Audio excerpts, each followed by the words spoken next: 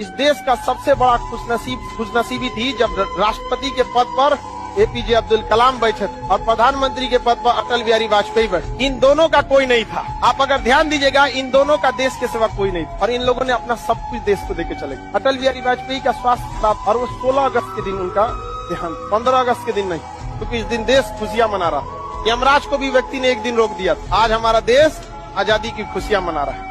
आज अगर हमको लेके चले जाओगे तो रंग में भंग पड़ जाएगा। यमराज भी हो तो एक दिन इंतजार करके रहो। ये थे हमारे अटल बिहारी वाजपेयी और अब्दुल कलाम।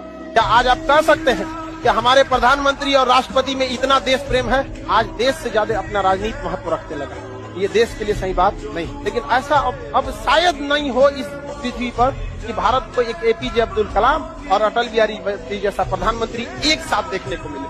इस समय पूरी दुनिया दहल जाती थी कि दोनों की जो जोड़ी है ना, तबाह कर देगी किसी को, और कोई नहीं झुका था उस समय।